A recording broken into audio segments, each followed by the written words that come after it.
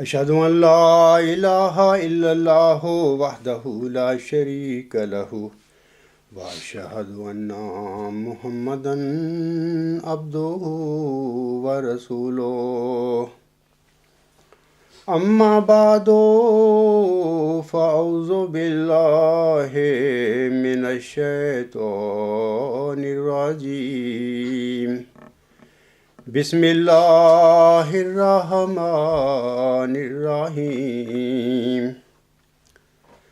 الحمد لله رب العالمين الرحمن الرحيم مالك يوم الدين إياك نعبد وإياك نستعين اهدنا الصراط المستقيم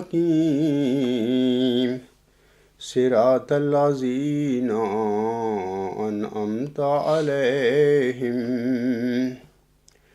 صراط الذين أنعمت عليهم غير المغضوب عليهم ولا الضالين۔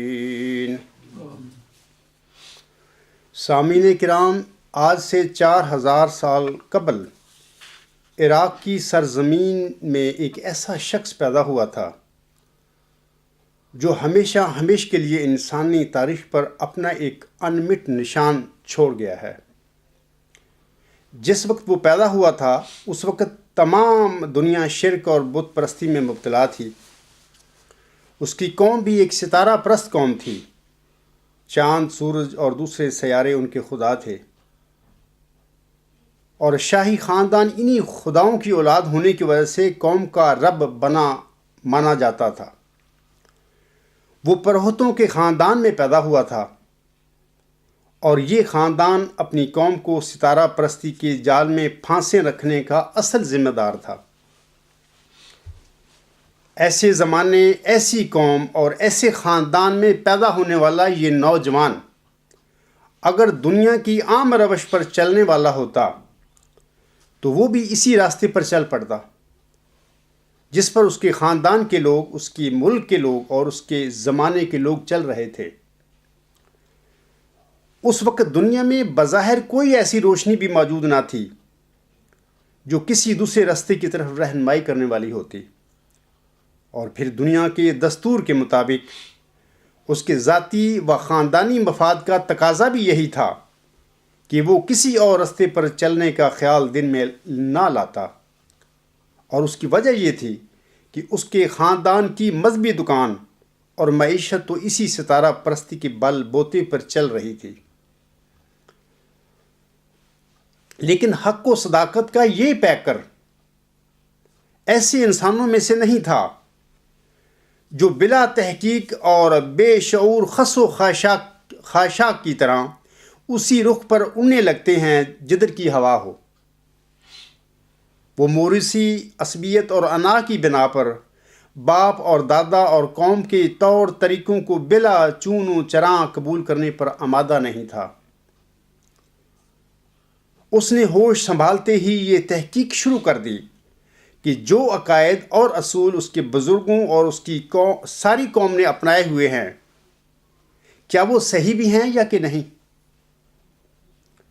اس آزادانہ تحقیقات کی خاطر اس نے سورج، چاند، ستاروں اور دیگر سب معبودوں پر تنقیدی نظر ڈالی جن کی خدائی کے چرچے وہ بچپن سے سنتا چلا آ رہا تھا۔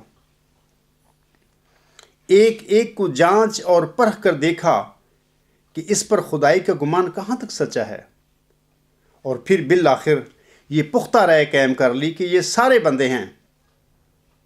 خدائی اور الوہیت صرف اسی ہستی کو حاصل ہے جس نے آسمانوں اور زمین کو بنایا ہے، اور جب اس کو اس حقیقت کا علم ہو گیا تو پھر اس نے ایسا زندہ درگور لوگوں کا رویہ اختیار نہ کیا جو ایک بات کو حق جانتے اور بوجھتے ہوئے بھی اسے قبول نہیں کیا کرتے۔ اس نے حق کو حق جاننے کے بعد اسے قبول کر لینے میں ایک لمحہ کی بھی دیر نہ کی۔ جیسا کہ اللہ تعالیٰ سورۃ الانعام کی آیات 75 تا 80 میں فرماتا ہے وَإِذْ قَالَ إِبْرَاهِيمُ لِأَبِيهِ آزَارَ أَتَتَّخِذُ أَصْنَامًا آلِهَةً إِنِّي أَرَاكَ وَقَوْمَكَ فِي ضَلَالٍ مُّبِينٍ وَكَذَلِكَ نُرِي إِبْرَاهِيمَ مَلَكُوتَ السَّمَاوَاتِ وَالْأَرْضِ وَلِيَكُونَ مِنَ الْمُوقِنِينَ فَلَمَّا جَنَّ عَلَيْهِ اللَّيْلُ رَأَى كَوْكَبًا قَالَ هَٰذَا رَبِّي فَلَمَّا أَفَلَ قَالَ لَا أُحِبُّ الْآفِلِينَ فَلَمَّا رَأَى الْقَمَرَ بَازِغًا قَالَ هَٰذَا رَبِّي فَلَمَّا أَفَلَ قَالَ لَئِن لَّمْ يَهْدِنِي رَبِّي لَأَكُونَنَّ مِنَ الْقَوْمِ الضَّالِّينَ فَلَمَّا رَأَى الشَّمْسَ بَازِغَةً قَالَ هَٰذَا رَبِّي هَٰذَا أَكْبَرُ فَلَمَّا أَفَلَتْ قَالَ يَا قَوْمِ إِنِّي بَرِيءٌ مِّمَّا تُشْرِكُونَ إِنِّي وَجَّهْتُ وَجْهِيَ لِلَّذِي فَطَرَ السَّمَاوَاتِ وَالْأَرْضَ حَنِيفًا وَمَا أَنَا مِنَ الْمُشْرِكِينَ۔ ان آیات کا ترجمہ ہے کہ اور جب ابراہیم نے اپنے باپ آزر سے کہا کیا تو بتوں کو بطور معبود پکڑ بیٹھا ہے؟ یقیناً میں تجھے اور تیری قوم کو کھلی کھلی گمراہی میں پاتا ہوں۔ اور اسی طرح ہم ابراہیم کو آسمانوں اور زمین کی بادشاہت دکھاتے رہے تاکہ وہ یقین کرنے والوں میں سے ہو جائے۔ پس جب رات اس پر چھا گئی اس نے ایک ستارے کو دیکھا تو کہا یہ میرا رب ہے۔ پس جب وہ ڈوب گیا تو کہنے لگا میں ڈوبنے والوں سے محبت نہیں کرتا۔ پھر جب اس نے چاند کو چمکتے ہوئے دیکھا تو کہا یہ میرا رب ہے۔ پس جب وہ ڈوب گیا تو اس نے کہا اگر میرے رب نے مجھے ہدایت نہ دی ہوتی تو میں ضرور گمراہ لوگوں میں سے ہو جاتا۔ پھر جب اس نے سورج کو چمکتا ہوا دیکھا تو کہا یہ میرا رب ہے، یہ ان سب سے بڑا ہے۔ پس جب وہ بھی ڈوب گیا تو اس نے کہا اے میری قوم یقیناً میں اس شرک سے جو تم کرتے ہو سخت بیزار ہوں۔ میں تو یقیناً اپنی توجہ کو اس کی طرف ہمیشہ مائل رہتے ہوئے پھیر چکا ہوں جس نے آسمانوں اور زمین کو پیدا کیا، اور میں مشرکوں میں سے نہیں ہوں۔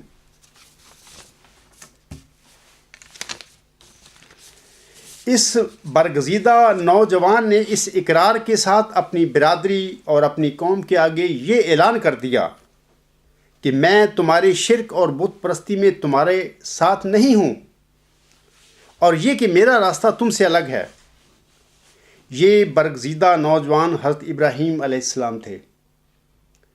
یہ آپ کی پہلی قربانی تھی، یہ پہلی چھری تھی جو آپ نے اپنے باپ دادے کی اندھی تقلید، خاندانی اور قومی تعصبات اور اپنے نفس کی تمام کمزوریوں پر پھیر دی، جن کی وجہ سے آدمی اپنے ضمیر کی آواز کے برخلاف ایسے راستے پر صرف اس لیے چل رہا ہوتا ہے کہ برادری اور قوم اور دنیا اسی پر چلی جا رہی ہے۔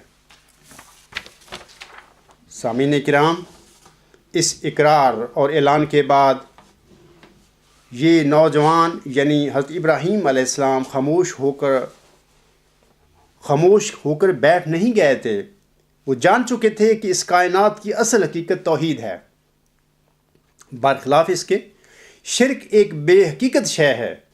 یہ وہ مرکزی حقیقت ہے جسے جان لینے کے بعد انہیں قطعی علم حاصل ہو گیا کہ وہ مشرکانہ اور بت پرستانہ عقائد جن میں اس کی قوم ڈوبی ہوئی تھی سخت ناپائیدار ہیں۔ اس یقین محکم نے اسے بے چین کر دیا اور وہ پورے یقین کے ساتھ اپنی قوم کو شرک و بت پرستی سے روکنے اور توحید کی طرف دعوت دینے کے لیے کھڑا ہو گیا تھا۔ اس برگزیدہ نوجوان کو قطعی علم تھا کہ قومی مذہب کے خلاف اس طرح کی اعلانیہ تبلیغ بلکہ بغاوت کے نتیجے میں وہ خود پروہت کی گدی سے محروم ہو جائے گا۔ وہ یہ بھی جانتا تھا کہ اگر اس کا خاندان قومی مذہب سے پھر گیا تو وہ ساری شان و شوکت بھی ختم ہو جائے گی جو اس خاندان کو ملک میں حاصل تھی۔ اس کو یہ بھی علم تھا کہ اس کی تبلیغ کی وجہ سے ساری قوم کا غیظ و غضب اس پر بھڑکے گا۔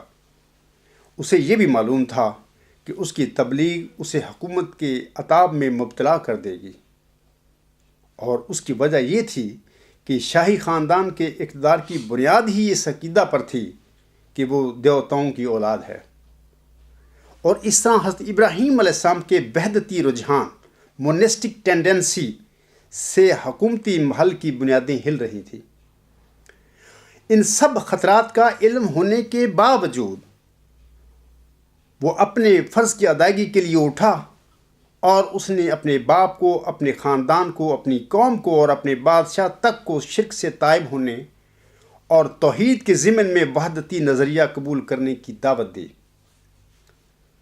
اور پھر یہ بھی کہ قوم نے جس شدت سے اس کے نظریہ کی مخالفت کی، اتنی ہی شدت سے اس کی تبلیغی سرگرمیاں بڑھتی گئیں۔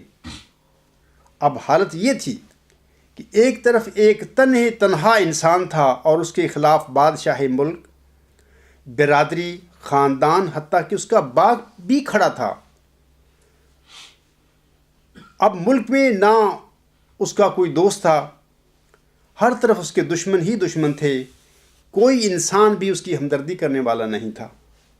لیکن اس کے باوجود حضرت ابراہیم علیہ السلام نے ہمت نہ ہاری، اور قوم کے باطل عقائد کا بطلان ظاہر کرنے کے لیے اس نے ہر قسم کے خطرات منہ لیتے ہوئے اپنی دعوت اللہ جاری رکھی۔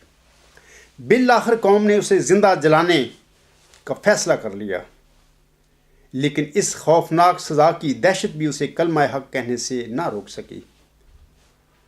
حضرت ابراہیم علیہ السلام نے آگ میں پھینکا جانا گوارا کر لیا، لیکن جس پاک ذات پر وہ ایمان لا چکا تھا، اس پاک ذات پر اپنے ایمان سے پھرنا اس کو گوارا نہ تھا۔ بے خطر کود پڑا آتش نمرود میں عشق، عقل ہے محو تماشائے لب بام ابھی۔ پھر اللہ تعالیٰ نے اپنی قدرت کاملہ کے ساتھ آگ سے بھی اسے بچا لیا، اور آگ اس کے لیے سلامتی کا موجب بنا دی گئی، جیسا کہ سورۃ الانبیاء کی آیات 69 اور 70 میں اللہ تعالیٰ فرماتا ہے: قالوا حرقوه وانصروا آلهتكم إن كنتم فاعلين قلنا يا نار كوني بردا وسلاما على إبراهيم۔ انہوں نے کہا، یعنی حضرت ابراہیم علیہ السلام کی قوم نے اکٹھے ہو کر کہا کہ اس کو جلاؤ اور اپنے معبودوں کی مدد کرو اگر تم کچھ کرنے والے ہو۔ ہم نے کہا، اللہ تعالیٰ فرماتے ہیں، ہم نے کہا اے آگ تو ٹھنڈی پڑ جا اور ابراہیم کے لیے سلامتی کا موجب بن جا۔ بڑی دلیری کے ساتھ جھوٹ کے بتوں کو توڑنا اور پھر اس کی پاداش میں آگ میں پھینکا جانا حضرت ابراہیم علیہ السلام کی دوسری بڑی قربانی تھی۔ اسی اثناء میں آپ علیہ السلام کا ایک بھتیجا حضرت لوط علیہ السلام آپ پر ایمان لے آئے۔ اب آپ کو یقین تھا کہ لوط کے بعد آپ کی قوم کسی قیمت پر بھی آپ کے دعوت الی الحق کو قبول کرنے کے لیے تیار نہیں ہے، لہٰذا آپ نے ہجرت کا فیصلہ کر لیا، کبھی شام، کبھی فلسطین، کبھی مصر اور کبھی حجاز میں قیام کیا، لیکن ان ممالک میں بھی آپ لوگوں کو دعوت اللہ دیتے رہے۔ نتیجتاً جہاں بھی آپ جاتے، آپ کی تبلیغ کی وجہ سے وہاں کی مقامی آبادی آپ کی دشمن بن جاتی۔ آپ کو دنیا کی جاہ و منصب کی طلب نہ تھی، آپ یہ سب کچھ دنیا کی شان و شوکت کے لیے نہیں کر رہے تھے، بلکہ آپ کی یہی تمنا تھی کہ لوگ شرک اور بت پرستی کو چھوڑ کر خدائے واحد و یگانہ کی پرستش کریں۔ یہی طلب اور یہی خواہش آپ کو جگہ جگہ لیے پھرتی رہی۔ اللہ کی خاطر اپنے گھر کو چھوڑ کر جلا وطنی اختیار کرنا آپ کی تیسری قربانی تھی۔ جب فلسطین میں قحط پڑا تو اللہ تعالیٰ نے آپ کو مصر کی طرف ہجرت کرنے کا حکم دیا۔ اس وقت مصر میں سامیوں کی حکومت تھی۔ مصر میں بھی ستارہ پرستی پھیلی ہوئی تھی۔ وہاں کا بڑا دیوتا شمس تھا، جس کو مصری رے کہتے تھے۔ بادشاہ کو شمس دیوتا کا بیٹا سمجھا جاتا تھا، لہذا اس کا لقب رامسیس رے کا بیٹا تھا۔ اسی وجہ سے یہاں کے حکمرانوں کو خدائی کا دعویٰ تھا۔ حضرت ابراہیم علیہ السلام نے شرک و ستارہ پرستی کے خلاف مصر میں بھی تبلیغ جاری رکھی۔ تھوڑے عرصے کے بعد فرعون مصر آپ کی بزرگی اور آپ کی عظمت کا قائل ہو گیا۔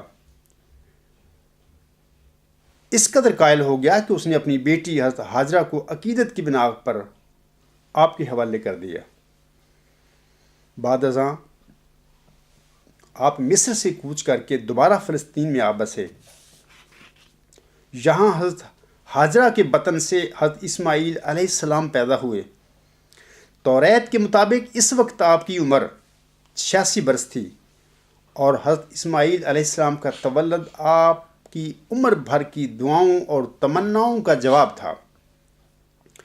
اسی لیے آپ کا نام اسماعیل یعنی اللہ کا سننا رکھا تھا۔ جب حضرت اسماعیل علیہ السلام دوڑنے بھاگنے کے قابل ہوئے تو اللہ تعالیٰ نے اپنے برگزیدہ بندے کی ایک اور آزمائش کی، اور یہ آزمائش آپ کے آگ میں ڈالے جانے سے بھی کڑی تھی۔ اللہ تعالیٰ نے آپ کو خواب میں حضرت اسماعیل علیہ السلام کی قربانی کا حکم دیا۔ آپ نے خواب دیکھنے کے بعد اپنے برگزیدہ اور فرما بردار بیٹے کو خواب سنا کر اس سے اس کی رائے پوچھی، تو فرما بردار بیٹے نے کہا کہ اے میرے والد، جس طرح اللہ تعالیٰ کا آپ کو حکم ہے آپ اسی طرح کریں۔ اگر اللہ نے چاہا تو آپ مجھے صابر پائیں گے۔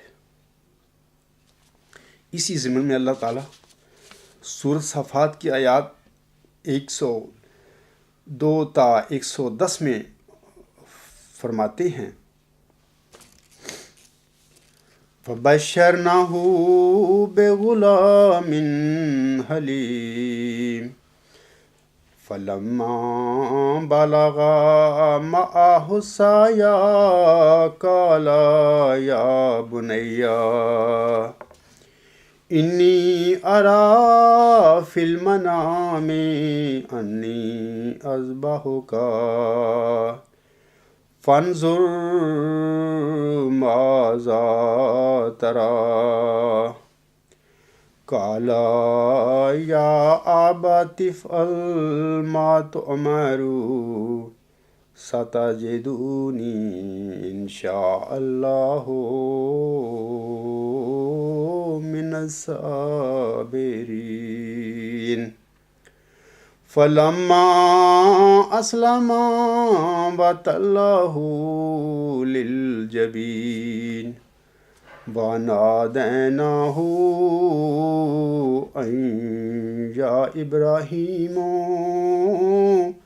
قَدْ صَدَقْتَ الرُّؤْيَا إِنَّا كَذَلِكَ نَجْزِي الْمُحْسِنِينَ إِنَّ هَذَا لَهُوَ الْبَلَاءُ الْمُبِينُ۔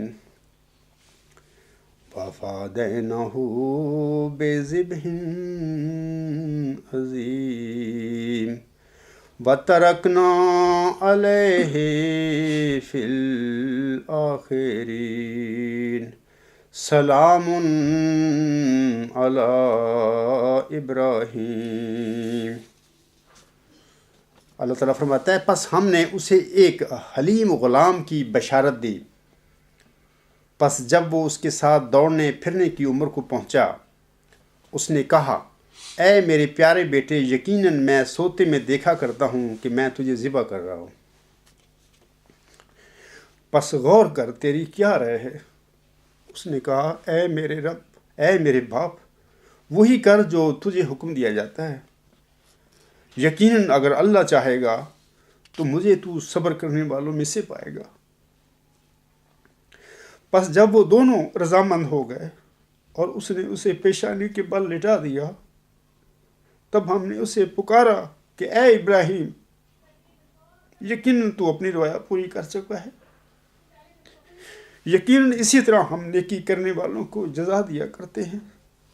یقیناً یہ ایک بہت کھلی آزمائش تھی، اور ہم نے ایک ذبح عظیم کے بدلے اسے بچا لیا، اور ہم نے بعد میں آنے والوں میں اس کا ذکر خیر باقی رکھا۔ ابراہیم پر سلام ہو۔ اکلوتے بیٹے کے ذبح کرنے کی قربانی کے بعد اللہ تعالیٰ نے اپنے برگزیدہ بندے کو ایک اور امتحان میں آزمایا۔ وہ یہ کہ اللہ تعالیٰ نے اپنے برگزیدہ بندے کو حضرت ہاجرہ اور حضرت اسماعیل علیہ السلام کو کنعان سے دور ریگزار عرب کی بے آب و گیا وادی میں چھوڑنے کا حکم دیا۔ اللہ تعالیٰ کا یہ عاشق صادق بغیر کسی چون چراں کے اپنی محبوب بیوی اور اپنے برگزیدہ بچے کو فاران کی وادی مکہ میں جو ویران اور بنجر تھی وہاں چھوڑ آئے۔ سورت ابراہیم کی آیت نمبر 38 میں اللہ تعالیٰ نے اس کا ذکر اس طرح فرمایا ہے،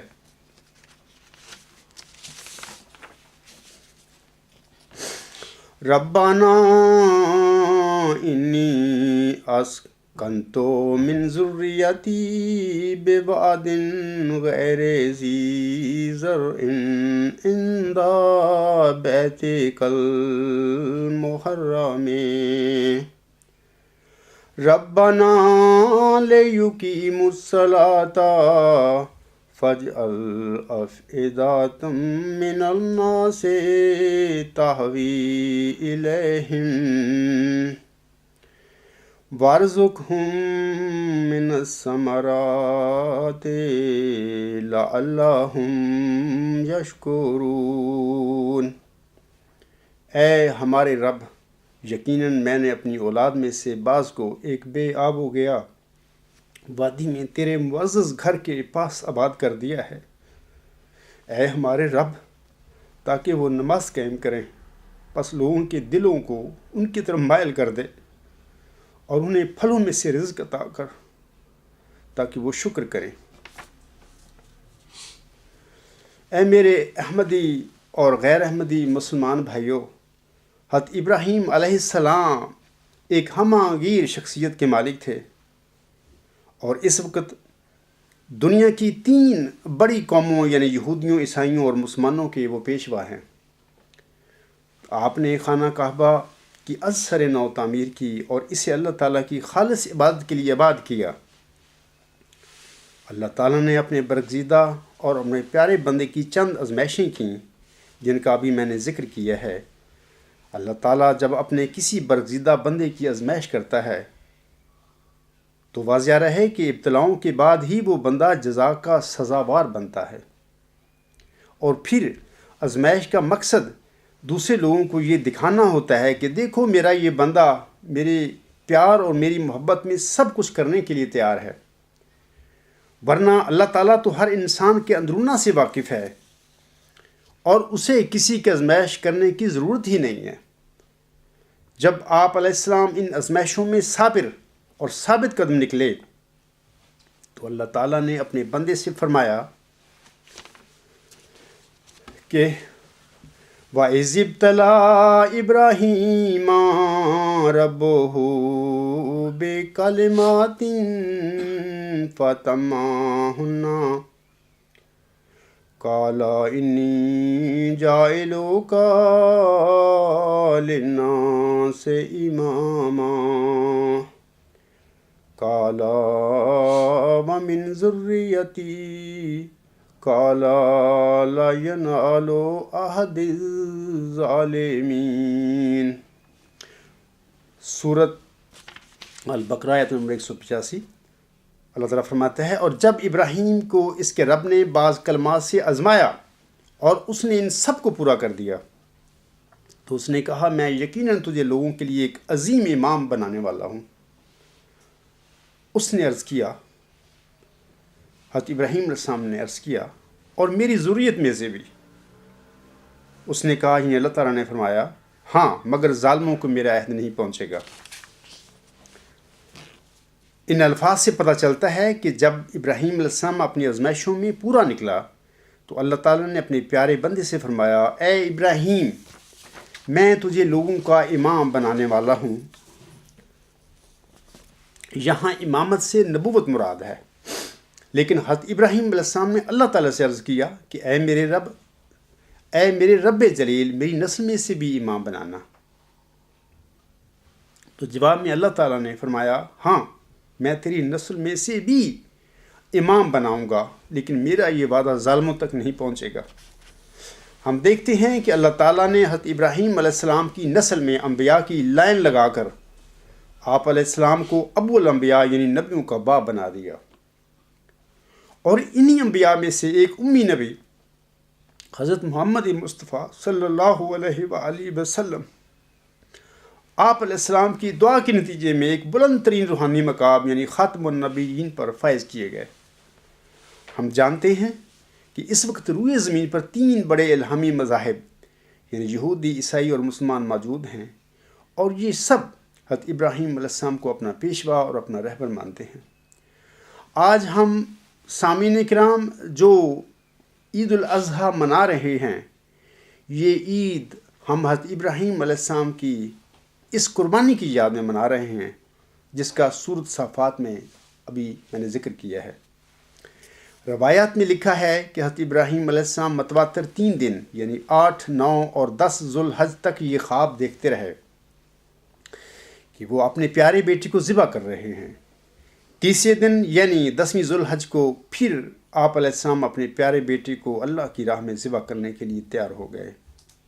حضرت ابراہیم علیہ السلام کی یہ قربانی دراصل ہر قسم کی قربانیوں کی معراج ہے، اور اس سے بڑھ کر اور کیا قربانی ہوگی؟ یہ تو جانی قربانی سے بھی بڑھ کر ہے۔ جانی قربانی میں تو انسان آنکھیں بند کر کے اللہ کے لیے قربان ہو جاتا ہے، لیکن حضرت ابراہیم علیہ السلام نے جو اولاد کی قربانی کی وہ ہر لحاظ سے اعلیٰ اور عظیم تھی، کیونکہ اول یہ کہ اولاد وہ تھی جو اللہ تعالیٰ نے آخری عمر یعنی بڑھاپے میں بخشی تھی، دوسرے یہ کہ اولاد بھی نرینہ تھی، اور تیسرے یہ کہ ایک ہی اولاد تھی۔ کیا برگزیدہ اور عظیم انسان تھا! اللہ تعالیٰ کی ہزاروں ہزار رحمتیں ہوں آپ علیہ السلام پر نازل، آمین۔ حضرت ابراہیم علیہ السلام کی اس قربانی میں ہمارے لیے بہت سارے اسباق ہیں۔ پہلا سبق یہ ہے کہ جب کوئی انسان اپنے لیے اللہ تعالیٰ کو اختیار کر لیتا ہے تو پھر اسے رضائے الہی کے لیے ہر قسم کی قربانی کے لیے تیار رہنا چاہیے۔ دوسرا سبق یہ ہے کہ جب کسی انسان کو ایسی قربانی کی توفیق مل جائے تو پھر ایسے انسان کو اللہ تعالیٰ کبھی ضائع نہیں کرتا، بلکہ اس کی یاد اپنے بندوں میں دائمی طور پر قائم کر دیتا ہے۔ تیسرا سبق یہ ہے کہ اللہ تعالیٰ کی راہ میں کسی جانور کا خون بہا دینا کوئی بڑی بات نہیں، کیونکہ خون اور گوشت اللہ کے حضور نہیں پہنچتے، بلکہ تمہارا تقویٰ پہنچتا ہے، اور اصل جزا نیت پر ہی ملتی ہے، جیسا کہ اللہ تعالیٰ سورۃ الحج آیت نمبر 38 میں فرماتا ہے، لن ینال اللہ لحومہا ولا دماؤہا ولکن ینالوہ التقوی منکم کذالک سخرہا لکم لتکبروا اللہ علی ما ہداکم وبشر المحسنین۔ اللہ تعالیٰ فرماتا ہے ہرگز اللہ تک نہ ان کے گوشت پہنچیں گے اور نہ ان کے خون، لیکن تمہارا تقوی اس تک پہنچتا ہے۔ اسی طرح اس نے تمہارے لیے انہیں مسخر کر دیا ہے تاکہ تم اللہ کی بڑائی بیان کرو، اس بنا پر کہ جو اس نے تمہیں ہدایت عطا کی اور احسان کرنے والوں کو خوشخبری دے دے۔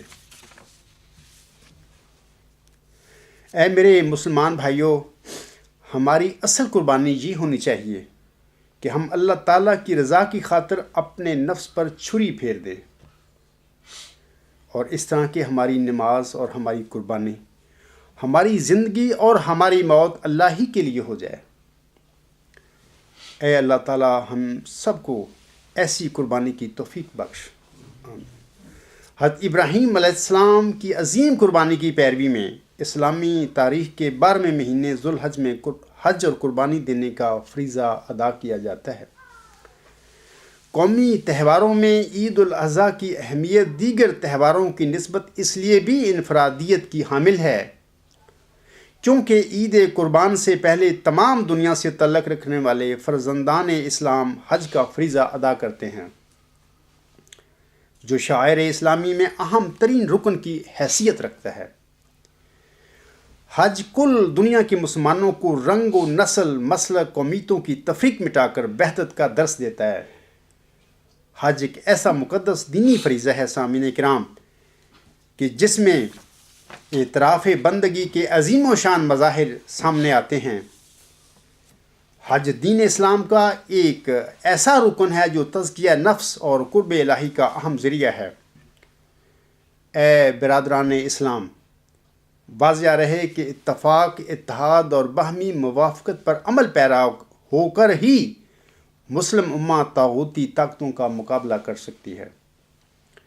موجودہ حالات کے تناظر میں یہ بات واضح ہو جاتی ہے کہ اسلامی تعلیم پر عمل نہ کر کے ہی عالم اسلام کو ذلت اور رسوائیوں کا سامنا ہے، اور مسلمان اس حقیقت کو فراموش کر چکے ہیں کہ امت واحدہ ایک لڑی میں پرے ہوئے موتیوں کی طرح ہے، جس کی مثال ایک جسم کی مانند ہے، جس کا اگر ایک حصہ متاثر ہو تو پھر دوسرے حصے بھی لازماً متاثر ہوں گے۔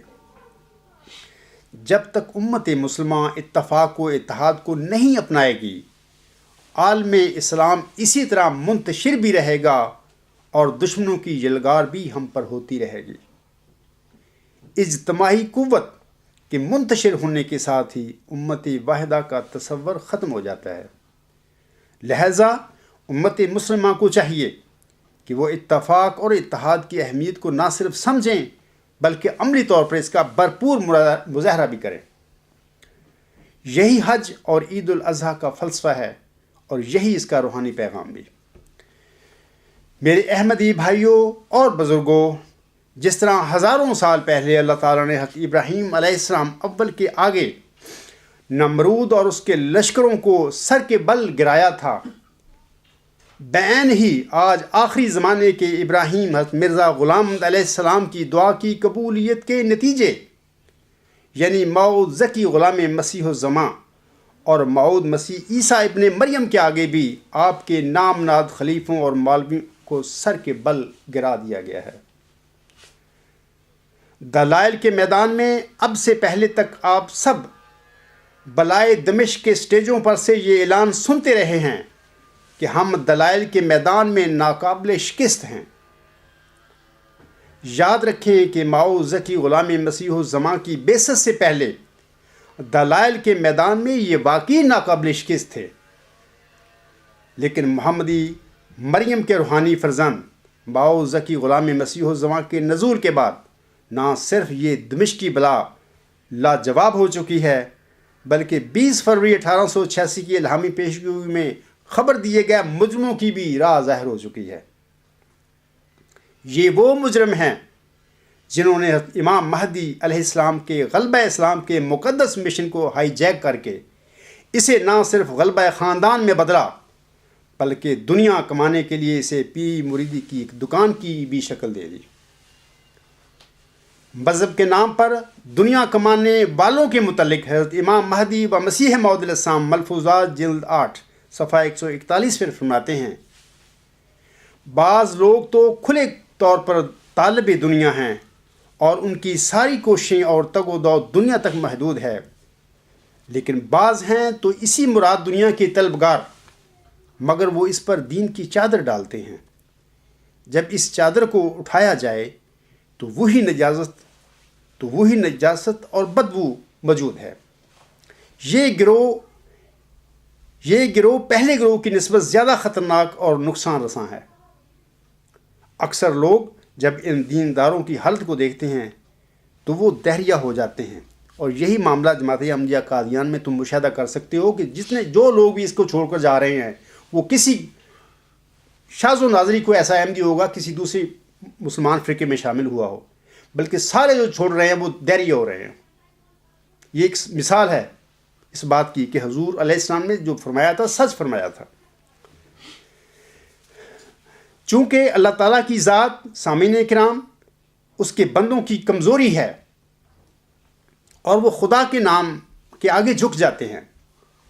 جس طرح حضرت ابراہیم علیہ السلام کے زمانے میں سورج، چاند اور ستاروں کو قومی خدا مانا جاتا تھا، اور شاہی خاندان انہی خداؤں کی اولاد ہونے کی وجہ سے قوم کے خدا بنے ہوئے تھے، اسی طرح ہر زمانے میں مکار لوگوں نے اپنی حکومتوں کو تحفظ دینے کے لیے مذہب اور خدا تعالیٰ کے پاک نام کا سہارا لیا ہے، اور اس طرح جھوٹے طور پر کوئی خدا کی اولاد بن بیٹھا اور کوئی خدا کا اوتار۔ 1944 کے بعد جناب مرزا بشیر الدین محمود احمد صاحب نے بھی اللہ تعالیٰ کی قسمیں کھا کھا کر احمدیوں کے مذہبی اعتقادات کو خریدا، انہیں ورگلایا اور گمراہ کیا، اور ہماری مذہبی اور ہماری جماعتی تاریخ میں اپنی مذہبی سلطنت کو توسیع دینے کے لیے اللہ کے نام کا بے دریغ استعمال کیا۔ ماضی کے نمرودوں اور فرعونوں کی طرح یہ لوگ سادہ لو احمدیوں کے دل و دماغ میں یہ بات آج تک پختہ کر رہے ہیں کہ خلیفہ خدا بناتا ہے، حالانکہ امر واقعہ یہ ہے کہ نہ نمرود اور فرعون خدا کی اولاد تھے، اور نہ ہی یہ دمشقی بلا کے نمائندے خدا کے بنائے ہوئے خلیفے ہیں۔ ان سب نے صرف اپنی مذہبی سلطنت کو طول دینے کے لیے خدا تعالیٰ کے مقدس نام کا استعمال کیا تھا، اور اب تک کر رہے ہیں، اور بس۔ اے میرے احمدی بھائیوں، قادیانی نظام جو بلائے دمشقی بیساکھی ہے، یہ ایک مشرکانہ نظام ہے، کیونکہ اس کے سارے کرتا دھرتا اپنے زوم میں الوہی طاقتوں کے مظہر بنے بیٹھے ہیں، حالانکہ امر واقعہ یہ ہے کہ یہ سارے چلتے پھرتے بت ہیں۔ اب خدا تعالیٰ نے چاہا ہے کہ ان انسان نما بتوں کو پاش پاش کر دیا جائے، ایسے ہی جس طرح ابراہیم علیہ السلام اول نے اپنے وقت میں بتوں کو توڑا تھا۔ اے میرے احمدی بھائیوں، اس وقت آپ کا نجات دہندہ آپ میں موجود ہے، اور وہ آپ سب کو اس اسیرے سے رستگاری دلانا چاہتا ہے۔ اگر آپ واقعی اللہ تعالیٰ اور اس کے رسول صلی اللہ علیہ وآلہ وسلم اور اس کے مہدی و مسیح موعود علیہ السلام پر دلی ایمان رکھتے ہیں، تو آپ کا خدا اور آپ کا رسول صلی اللہ علیہ وآلہ وسلم اور آپ کا مہدی و مسیح موعود علیہ السلام آپ ہی کی رہائی اور رستگاری کے لیے آپ سے ایک قربانی مانگتے ہیں۔ وہ یہ کہ آپ اپنے عہدیداروں، مولویوں اور خلیفے کو اس عجز کا مقابلہ کرنے اور میرے دلائل کو توڑنے کے لیے اور میرا سامنا کرنے کے لیے مجبور کریں۔ آپ کو اس مثل کا تو پتہ ہی ہوگا کہ سانچ کو آنچ نہیں اور جھوٹ کے پاؤں نہیں۔ اگر آپ کے کہنے اور مجبور کرنے کے باوجود یہ لوگ اس عجز کے ساتھ گفتگو کرنے کے لیے تیار نہیں ہوتے، اس عجز کا سامنا کرنے کے لیے تیار نہیں ہوتے، تو پھر سمجھ لیں کہ نہ تو خلیفہ ثانی صاحب مسلم موعود تھے اور نہ ہی ان کا دعویٰ سچا تھا۔ اس تناظر میں آپ سب پر فرض بنتا ہے کہ آپ اس بلائے دمشق کو چھوڑ کر اپنے موعود ذکی غلام مسیح الزمان کے دامن سے وابستہ ہو جائیں، اور اسی میں آپ کی کامیابی اور اسی میں آپ کی فلاح ہے۔ آخر میں خاکسار اپنے مسلمان بھائیوں سے بھی کچھ کہنا چاہتا ہے کہ اس وقت دین اسلام جس مصیبت میں گرفتار ہے اور امت محمدیہ ذلت اور پستی کے جس اتھاہ گڑھے میں گری ہوئی ہے، دین اسلام اور امت محمدیہ کے ان مسائل کا حل اور ان دکھوں کا مداوع کسی سیاستدان یا کسی دینی جماعت کے سربراہ کا کام نہیں، نہ اس کے یہ بس کی بات ہے، بلکہ ہمارے آقا مخبر صادق حضرت محمد مصطفیٰ صلی اللہ علیہ وآلہ وسلم کے فرمان کے مطابق دین اسلام کا غلبہ اور اس کی تمکنت موعود مسیح عیسیٰ ابن مریم کے نزول کے ساتھ وابستہ ہے۔ جیسا کہ آپ صلی اللہ علیہ وآلہ وسلم فرماتے ہیں، یہ متفق علیہ حدیث ہے، میں اس کا ترجمہ پڑھ کر آپ لوگوں کو سنا دیتا ہوں۔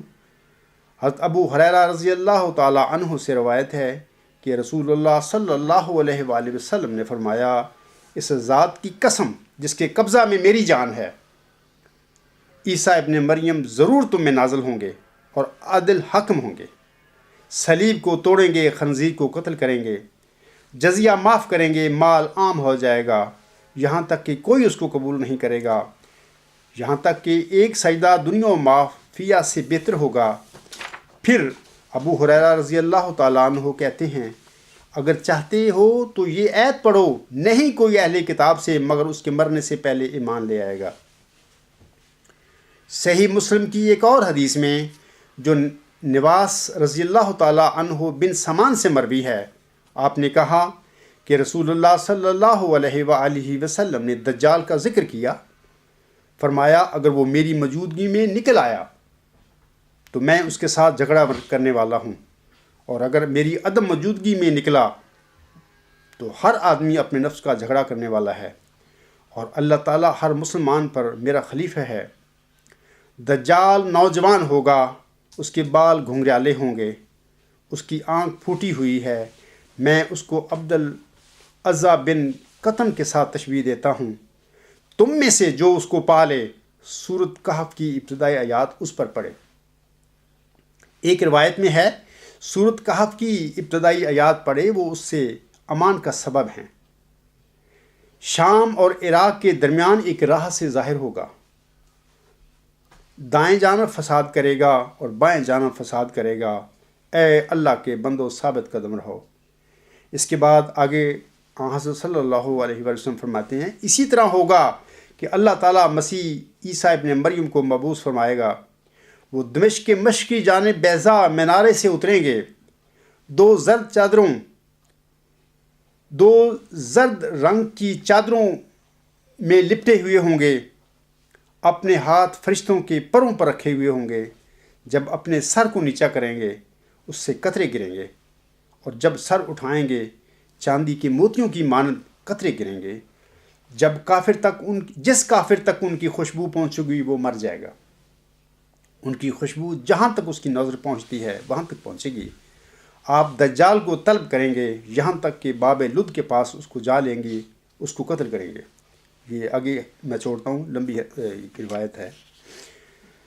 اے میرے مسلمان بھائیوں، یاد رکھیں کہ حضرت صلی اللہ علیہ وآلہ وسلم کی نزول مسیح عیسیٰ ابن مریم کی پیشگوئی کے مطابق اسرائیلی مسیح عیسیٰ ابن مریم کا اصالتاً نزول نہیں ہوگا، بلکہ وہ تو 2000 سال پہلے اپنی طبعی زندگی گزار کے اور اپنا اصلاحی مشن مکمل کر کے فوت ہو کر اپنے رب کے حضور حاضر ہو چکے ہیں۔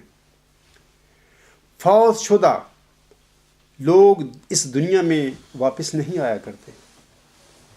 حضرت صلی اللہ علیہ وآلہ وسلم کی نزول مسیح عیسیٰ ابن مریم کی پیشگوئی کے مطابق اسرائیلی مسیح عیسیٰ ابن مریم علیہ السلام سے مماثلت اور مشابہت رکھنے والا کوئی امتی فرد بطور مسیح عیسیٰ ابن مریم امت میں نزول فرمائیں گے، اور یہ موعود مسیح عیسیٰ ابن مریم محمدی مریم حضرت مرزا غلام علیہ السلام کا موعود ذکی غلام مسیح الزمان، یعنی یہ عاجز ہے۔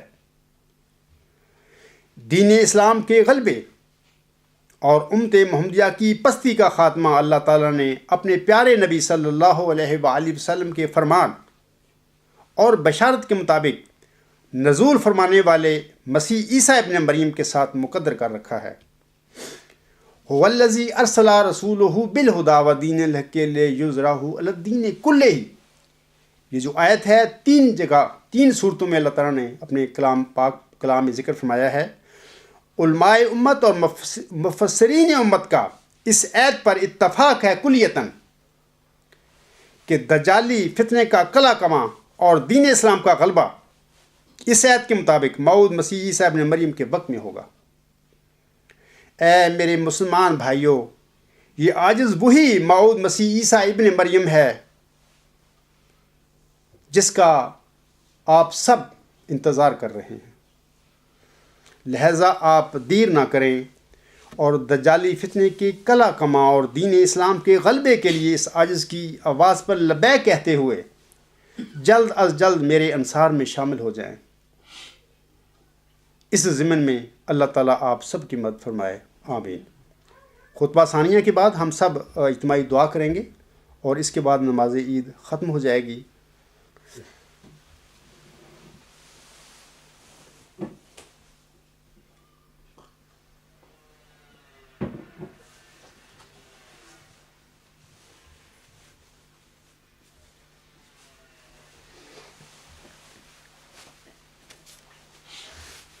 الحمد للہ نحمدہ ونستعینہ ونستغفرہ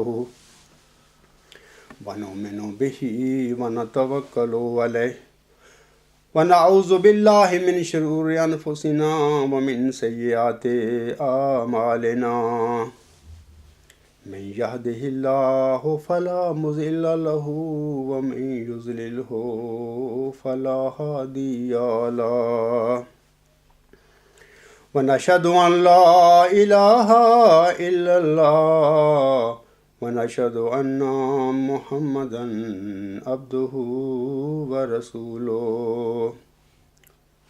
عباد الله رحمكم الله عباد الله رحمكم الله ان اللہ یأمر بالعدل والإحسان وإیتاء ذی القربى